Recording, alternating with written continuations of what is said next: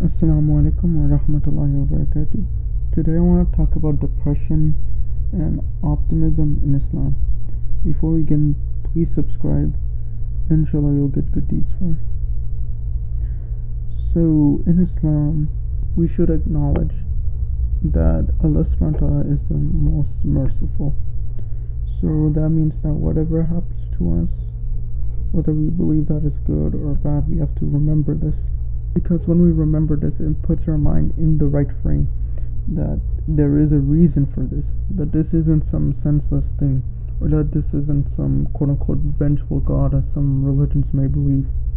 Another thing we should remember is that in the end, what matters is that whether or not we go to Jannah, whether we go to Jannah to the Firdaus.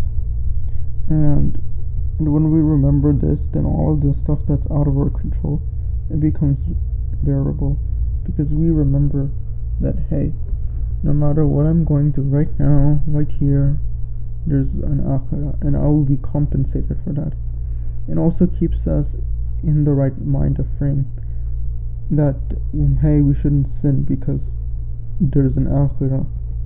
And when you really think about it, what's the point of depression, Like, if you're depressed, you're going to do what? What are you going to do with that feeling?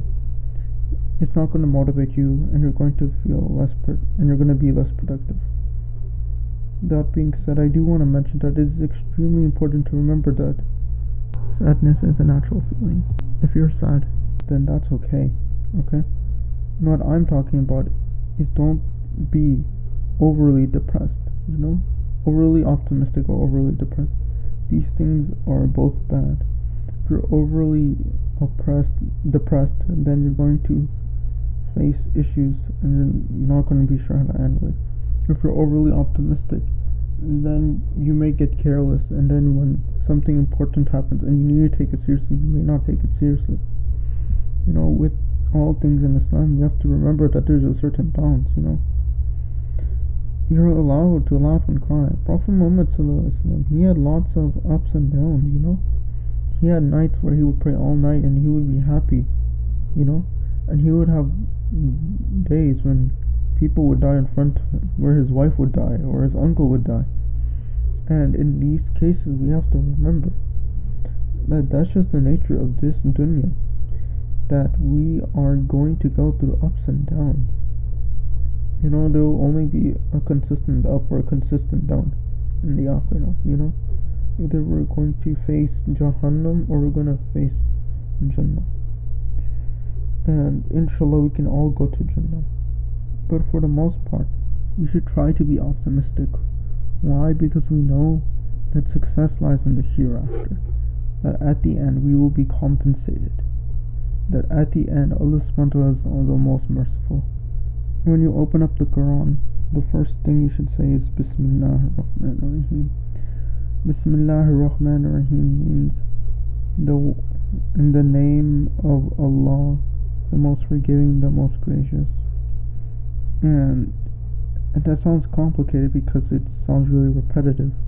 But what it really means is the mercy that is all-encompassing, and the mercy that's specifically for Muslims.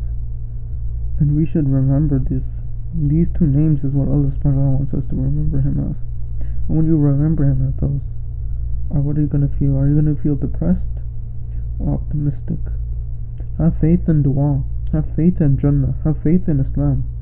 Have faith in all of these.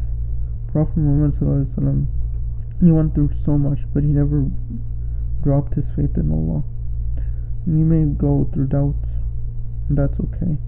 If at the end of the day we go to Jannah, then what does all of this matter? Assalamu alaikum wa rahmatullahi wa barakatuh. Jazakallah khairan kaseera for watching. Please subscribe, and inshallah you'll get good deeds for it.